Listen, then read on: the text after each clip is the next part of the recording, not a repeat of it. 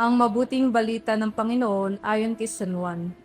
Noong panahong iyon, marami sa mga nakarinig kay Jesus na nagsabi, "Tunay ngang ito ang propeta ang hinihintay natin. Ito nga ang Mesiyas," sabi ng iba. Ngunit sumagot naman ng iba pa, "Maaari bang magmula sa Galilea ang Mesiyas? Hindi ba sinabi ng kasulatan na magmumula ang Mesiyas sa lipi ni David at sa Bethlehem na bayan ni David ipanganganak?" Magkakaiba ang palagay ng mga tao tungkol sa kanya. Ibig ng ilan na dakpin siya, ngunit wala namang nangahas sumuli sa kanya. Ang mga kawal na bantay sa templo ay nagbalik sa mga punong saserdote at sa mga pariseo. "Bakit hindi ninyo siya dinala rito?" tanong nila sa mga bantay. Sumagot sila, "Wala pa pong nagsalita ng gaya niya." "Kayo man ba'y nalinlang din?" tanong ng mga pariseo.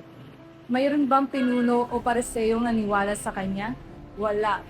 Mga tao lamang na walang nalalaman sa kautusan ang naniniwala sa kanya, mga sinumpa. Isa sa mga naroon ay si Nicodemo, na nagsadya kay Jesus noong una. Tinanong niya sila, "Labag sa ating kautusan na hatulan ng isang tao nang di muna nililitis at inaalam kung ano ang kanyang ginawa, hindi ba?" Sumagot sila, "Ikaw ba'y taga-Galilea rin? Magsaliksik at makikita mo na walang propeta ang magmumula sa Galilea." At umuwi na ang bawat isa. Ang mabuting balita ng Panginoon. Maraming pagkakataon sa aking buhay ay nahaharap ako sa ganitong sitwasyon. Madalas kong pinagdududahan ang mga plano ng Diyos, lalo na kung hindi ito tugma sa aking kagustuhan at dahil na din sa limitadong pangunawa.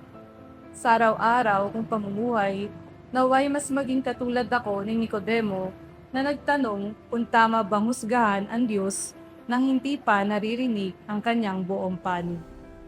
Manalangin tayo. Panginoong mapagmahal, turuan po ninyo ako kung paano maging mapagkumbaba na katulad ninyo upang mabuksan ko ang aking puso na dinggin muna ang sinasabi ng iba bago manghusga. Bigyan po ninyo ako ng tapang para na ipaglaban ang katotohanan. Amen.